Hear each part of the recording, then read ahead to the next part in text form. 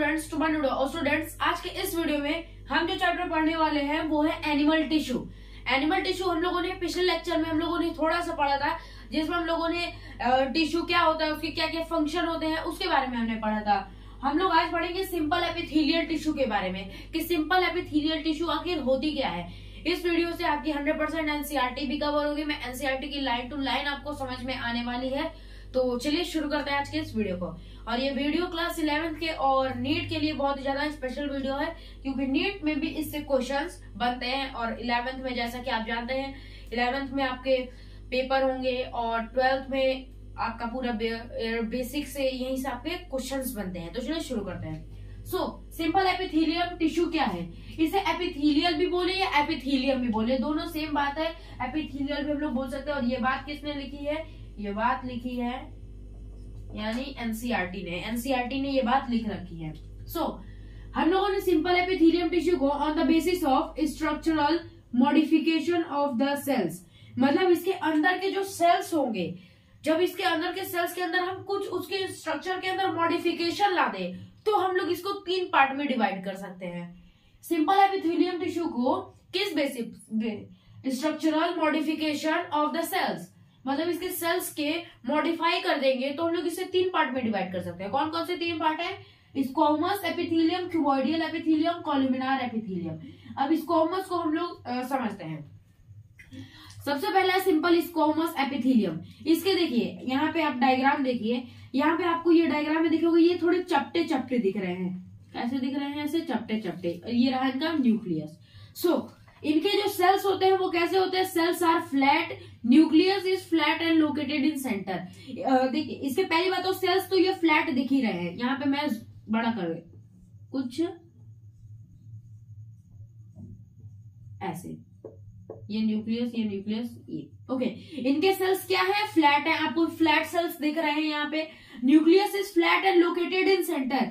इसके जो न्यूक्लियस है वो आपको तो यहाँ पे दिख रहा है कि ये न्यूक्लियस क्या है? फ्लैट है। और कहाँ पे लोकेटेड है? सेंटर पे। यहाँ पे आप देखिए कुछ यहाँ पे ऐसे सेंटर पे ये सब जितने भी न्यूक्लियस है इन सबके लोकेटेड है। तो हमने इसकी 2 प्रॉपर्टी पढ़ी। पहली कि इसके सेल्स फ्लैट हो सकते हैं, फ्लैट होते ही है। न्यूक्लियस इसके फ्लैट और इसके न्यूक्लियस भी फ्लैट होते हैं और सेंटर पे लोकेटेड होते हैं। कहाँ पे लोकेटेड होते हैं? सेंटर पे। अब आते हैं इसकी जो बाउंड्रीज होती है वो इरेगुलर होती है। इरेगुलर मतलब कि जो इनके सेल्स की बाउंड्री होती है कुछ ऐसे, इनकी जो बाउंड्रीज होगी वो इरेगुलर होगी। इरेगुलर बाउंड्रीज होगी किसकी? इनके सेल्स की। Appear like tiles on floor. यहाँ पे आप देख सकते हैं एनसीईआरटी ने ये बात लिखी है कि ये फ्लोर पे जैसे टाइल्स बिछी होती है, फ्लोर पे जैसे टाइल्स बिछी होती है, कुछ इसी टाइप का होते हैं ये हमारे सिंपल स्क्वैमस एपिथेलियम। हमने इतना तो कवर किया। अब देखते हैं इसके मेन फंक्शन क्या क्या है। फंक्शन, इसका मेन फंक्शन होता है डिफ्यूजन एंड फिल्ट्रेशन। ये डिफ्यूजन और फिल्ट्रेशन में मदद करते हैं। फिल्ट्रेशन के बारे में हम समझेंगे जब हम excretory product and there elimination पढ़ेंगे। उसमें हम लोग देखेंगे ये कि ये कैसे फिल्ट्रेशन में हेल्प करता है। जो वॉल्स होती है वहां पे सिंपल एपिथेलियम टिश्यू पाई जाती है। कहाँ पे होती है? एल्वोली में होती है, बोमेन कैप्सूल में। बोमेन कैप्सूल अभी आपको नहीं समझ में आएगा। बोमेन कैप्सूल आपने अगर excretory product and there elimination पढ़ा होगा तो आपने नेफ्रॉन के स्ट्रक्चर में कुछ ऐसे, इस पार्ट को कहा जाता है बोमेन कैप्सूल। इस पार्ट को यहाँ पे ऐसे कहा जाता है बोमेन कैप्सूल। हम जब excretory product and there elimination पढ़ेंगे तो वहां पे इसके बारे में हम लोग डिटेल में पढ़ेंगे। अभी हम देखते हैं कहाँ पे पाई जाती है। बोमेन कैप्सूल में, ग्लोमेरुलस में, ग्लोमेरुलस में जो होता है नेफ्रॉन का पार्ट होता है, और ब्लड वेजल्स में, जो ब्लड वेजल्स होती है वहां पे भी ये पाया जाता है। ओके, हमने स्क्वैमस को क्या कर दिया? कंप्लीट कर दिया। स्क्वैमस एपिथेलियम हो गया। अब आते हैं क्यूबॉइडल एपिथेलियम में। क्यूबॉइडल एपिथेलियम क्या होती है?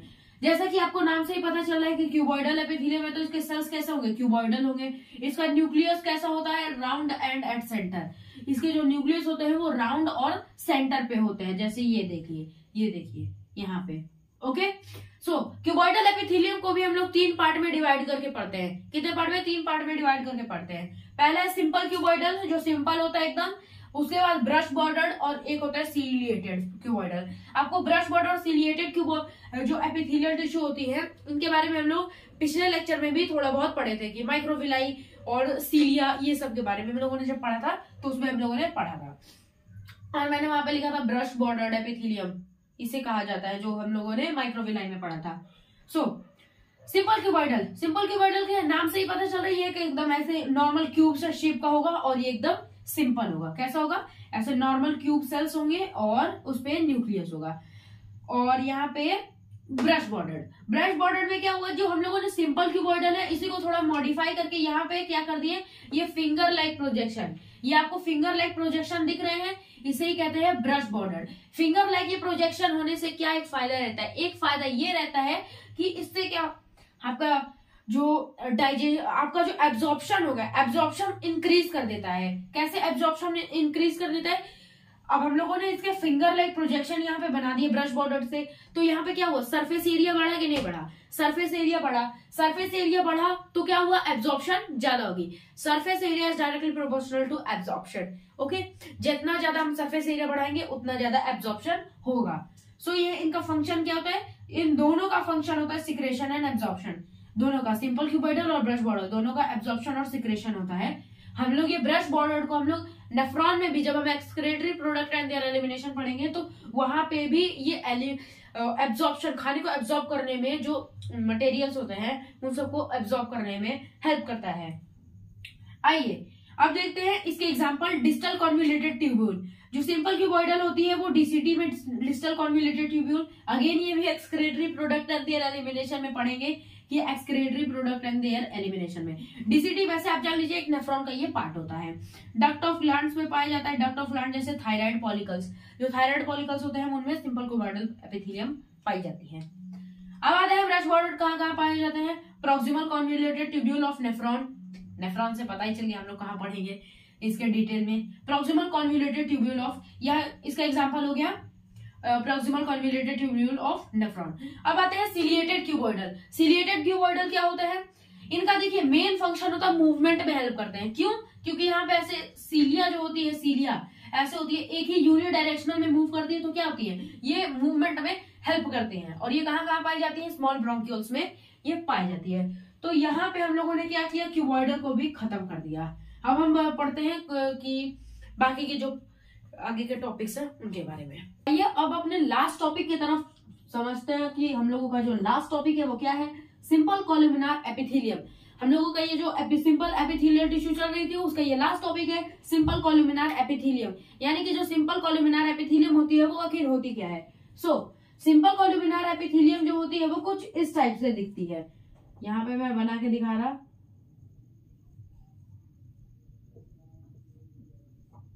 कुछ इस टाइप की यहाँ पे ऐसे होती है, और न्यूक्लियस ऐसे क्या होती है, नीचे होती है। कहाँ होती है, ये बेस पे होती है, लोकेटेड एट बेस। हम क्या बोल सकते हैं, इनका जो न्यूक्लियस है, न्यूक्लियस कहाँ पे है, न्यूक्लियस है बेस पे। हम लोगों को ये कैसी दिख रही है, टॉल दिख रही है कि नहीं, टॉल दिख रही है। प्लस कैसी दिख रही है, इलोंगेटेड दिख रही है। टॉल दिख रही है हमारी, इलोंगेटेड दिख रही है, और स्लेंडर होती है, मतलब स्लेंडर शेप की आपको दिख रही है, स्लेंडर सेल, स्लेंडर सेल। वही बात मैंने यहाँ पे लिखी है, ये कैसी होती है, टॉल होती है, इलोंगेटेड होती है और स्लेंडर शेप। यहाँ पे स्लेंडर सेल होती है जैसे आप यहाँ पे देख सकते हैं। अब आते हैं न्यूक्लियस। न्यूक्लियस कैसा होता है, इनका ओवल होता है। कैसा होता है, यहाँ पे हम एक और लिख दे रहे हैं, बेस पे तो होता ही है, एंड ओवल, ओवल शेप्ड होता है और बेस पे होता है। यहाँ पे हम लोगों को सिंपल कोलुमिनार एपिथेलियम का पूरा स्ट्रक्चर समझ में आया। कहाँ पे होती है, ये बेस पे, इनका जो न्यूक्लियस होता है वो बेस पे होता है, ओवल शेप का होता है। ये जो पूरी आपकी सिंपल कोलुमिनार एपिथेलियम है वो टॉल होती है, इलोंगेटेड होती है और स्लेंडर सेल होती है। इनके जो सेल्स होते हैं वो किस शेप में होते हैं, स्लेंडर शेप में। अब हम लोग सिंपल कोलुमिनार को भी 3 पार्ट में डिवाइड करते हैं। पहला सिंपल कोलुमिनार एपिथेलियम, ब्रश बॉर्डर्ड और कोलुमिनार, सिलिएटेड कोलुमिनार। सिंपल में वही आपका जो नॉर्मल हम लोग बनाते हैं सिंपल, वो हो गया। और ब्रश बॉर्डर्ड, अब इसी चीज को हम लोग क्या कर दिए, ब्रश बॉर्डर्ड, मतलब कि वहां पे इसके जो फिंगर लाइक प्रोजेक्शन आ दिए, जिससे क्या वो सरफेस एरिया बढ़ गया। और सिलिएटेड एपिथेलियम सिलिएटेड कोलुमिनार कुछ इस टाइप की होती हैं, यहाँ पे ऐसे इनके सीलिया लगा रहता है। ये क्या होता है, इनका मेन फंक्शन होता है मूवमेंट ऑफ पार्टिकल, पार्टिकल के मूवमेंट में हेल्प करती है, मूवमेंट ऑफ पार्टिकल। कैसे? क्योंकि यहाँ पे देखिए जहां पे भी सीलिया आएगा वहां का मेन फंक्शन क्या होगा? मूवमेंट कराना। सीलिया का मेन फंक्शन ही यही होता है, मूवमेंट कराना, वो भी किस डायरेक्शन में? यूनिडायरेक्शनल। ये एक बार प्रीवियस क्वेश्चन में बन चुका है। सीलिया का मेन फंक्शन कैसा होता है? यूनिडायरेक्शनल में मूव कराने का होता है। Movement of particle in unidirectional हो गया। और इनका तो इन दोनों का हम लोगों को पहले से पता है, सिक्रेशन और एब्जॉर्प्शन में ये हेल्प करते हैं। जीआई ट्रैक्ट में भी, यानी गैस्ट्रो इंटेस्टिनल ट्रैक्ट, जो हम लोगों का जीआई ट्रैक्ट होता है, जिसे हम लोग गैस्ट्रो इंटेस्टिनल ट्रैक्ट कहते हैं, ये ब्रश बॉर्डर सिंपल कोलुमिनार वहां पे भी पाई जाती है। सिंपल कोलुमिनार स्टमक में, हमारा जो स्टमक है वहां पे पाई जाती है। हम लोग डाइजेस्टिव सिस्टम में पढ़ते, बट जो डाइजेस्टिव सिस्टम है वो क्या करें, एनसीईआरटी से डिलीट हो चुका है, प्लस नीट के सिलेबस से भी डिलीट हो चुका है, तो हम लोग इस स्टमक के बारे में उतना डिटेल में नहीं पढ़ सकते। बाकी ये जो ब्रश बॉर्डर कोलुमिनार है वो इंटेस्टाइन में पाई जाती है, और गॉबलेट सेल में भी पाई जाती है। हमारी जो सिलिएटेड कोलुमिनार है वो फैलोपियन ट्यूब और लार्ज ब्रोंक्यूल्स में पाई जाती है।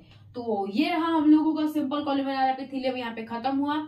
हम लोग सिंपल एपिथेलियम टिश्यू पढ़ रहे थे, उसको हम लोगों ने कंप्लीट कर लिया। अब हम लोग अगले वीडियो से और जो टॉपिक इसके हैं उसको कवर करेंगे, या फिर कोई नया चैप्टर स्टार्ट करेंगे। तो आज के इस वीडियो में बस इतना ही, मिलते हैं आपसे अगले वीडियो में, तब तक के लिए बाय। Thank you. चैनल को लाइक कीजिए, सब्सक्राइब कीजिए।